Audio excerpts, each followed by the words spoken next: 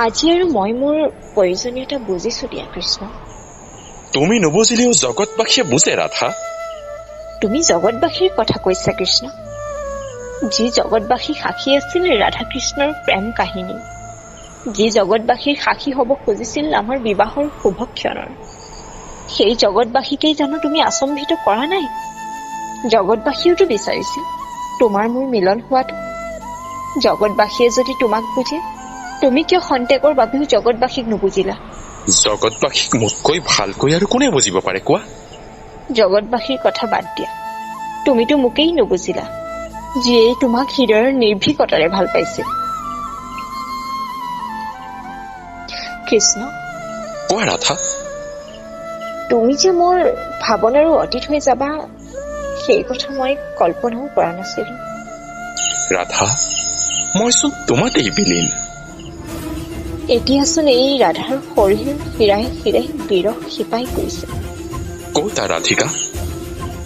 মই আজি তোমাৰ সেই ৰাধিকা নহয় কৃষ্ণ। তেন্তে কোন? বিৰহিনী। নুবুজিলা নহয়? নালাগে দিয়া। বাৰু বাদ দিয়া সেইবোৰ। চোৱাচোন ৰাধা। কলৈ? সৌ বকুল চুপিলৈ। কিয় কৃষ্ণ? কি দেখিছা? কিবা মনত পৰিছেনে? মনত পৰিছে অতীতৰ সেই দিনলৈ। তুমি শৃংগাৰ কৰা ফুলসমূহৰ ভিতৰত ই যে অন্যতম আছিল। সেয়া কিহৰ শৃংগাৰ আছিল তুমি জানা? কিহৰ কৃষ্ণ? প্ৰেমৰ। আহা কৃষ্ণ, এতিয়া আৰু তোমাৰ মুখত এনেধৰণৰ কথাই শোভা নাপায়। কিয়? কাৰণ তুমি এতিয়া গৃহবাসী। তেনেকৈ কিয় ভাবিছা ৰাধা? মই এতিয়াও প্ৰস্তুত। যদি তুমি কোৱা, মই পুনৰ হাতত বাঁহীত তুলি লবলৈকো সাজু আছো।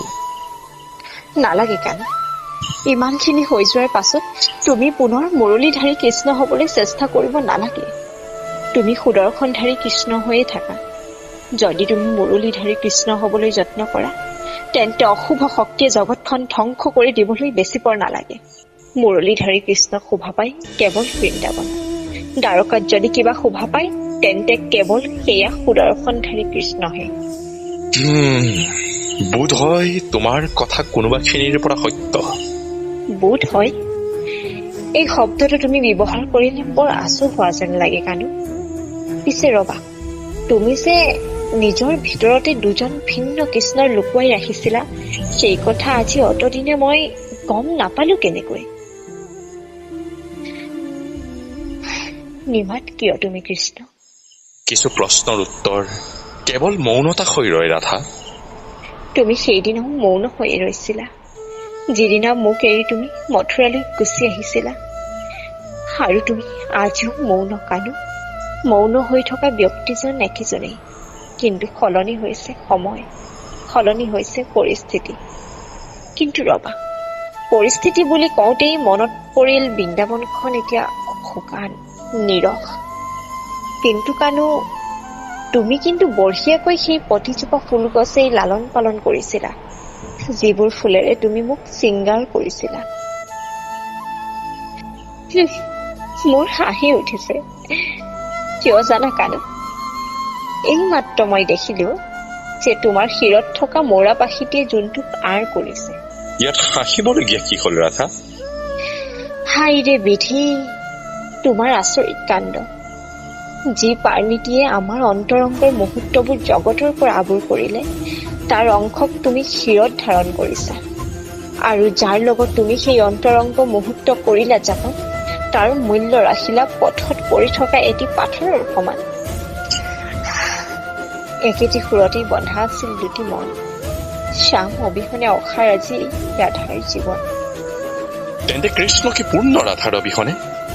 তুমি আধৰুৱা আছিলা কেতিয়া কৃষ্ণ? তুমিতো পূৰ্ণ ব্ৰহ্ম। আধা আধৰুৱা যদি কোনোবা আছিল, তেন্তে সেয়া কেৱল মই। যমুনা সুতেও আজি স্তব্ধ হৈ তোমাৰ আমাৰ মিলনৰ সাক্ষী হোৱাৰ অপেক্ষা কৰি আছে। তুমি জানা? কেনেকৈ জানিবা? তুমিতো ইয়াত আছা, দ্বাৰকাত। তুমি বিহীন মইজনী আৰু এই সমগ্ৰ বৃন্দাবন কিমান নিৰ্জীৱ সেয়া মইহে জানো। বৃন্দাবন, তাৰ প্ৰতিটি জীৱই চাগৈ তোমাক সুধিছে মোৰ কথা, অনুৰোধ কৰিছে চাগৈ, সেই ৰাধাৰাণী কৃষ্ণক আপুনি লৈ আনক। কিন্তু দায়িত্ববোৰে যে মোক ৰাধা। হ'ব, বন্ধ কৰা। মই এটাই ভাল পাইছো, তুমি যে বৃন্দাবনৰ ছবিখন অনুভৱ কৰিব পাৰিলা। কাৰণ বৃন্দাবনখন যে মোৰ অতিকে আপোন কিশোৰী। কিশোৰী কিশোৰী কৈ মোক সদ্য যৌৱনৰ কালৰ শিহৰণবোৰ ঘূৰাই আনিবলৈ চেষ্টা নকৰিবা কানু। মই এতিয়া 16 বছৰীয়া কিশোৰী হৈ থকা নাই, সেয়ে মোক ৰাধা বুলি মাতিলেই মই ভাল পাম। বাৰু ৰাধা, চোৱাচোন আজিও সেই একেই শৰতৰ পূৰ্ণিমাৰ চোন। আমি পুনৰ এই জোনাকত তিতিব নোৱাৰোনে? সেই বৃন্দাবনতেই কটোৱা সোণাৰু সময়কণক আমি স্তব্ধ কৰিব নোৱাৰোনে? নোৱাৰো, কিয়নো এতিয়া আৰু মই নহয় সদ্য যৌৱনা কিশোৰী। এতিয়া মই মাজ বয়সীয়া ৰাধিকা। আৰু তুমিও নোহোৱা এতিয়া সেই আগৰ মুৰলীৰ মনোহৰ, নোহোৱা তুমি সেই আগৰ ব্ৰজবিহাৰী কৃষ্ণ।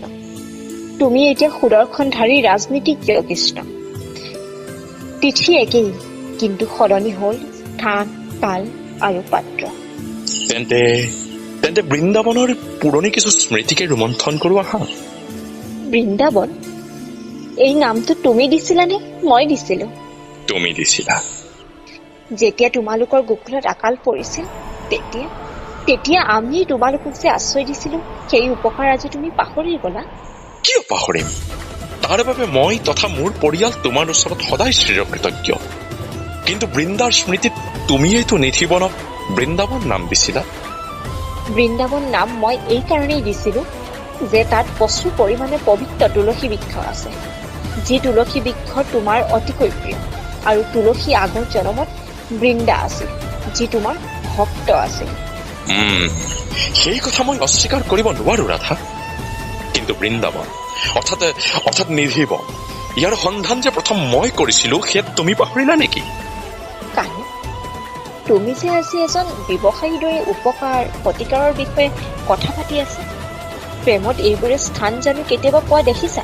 আৰু মই সেই সুৰত কথা কবলৈ আৰম্ভ কৰিলে তুমি শব্দবিহীন হৈ পৰিবা কানু।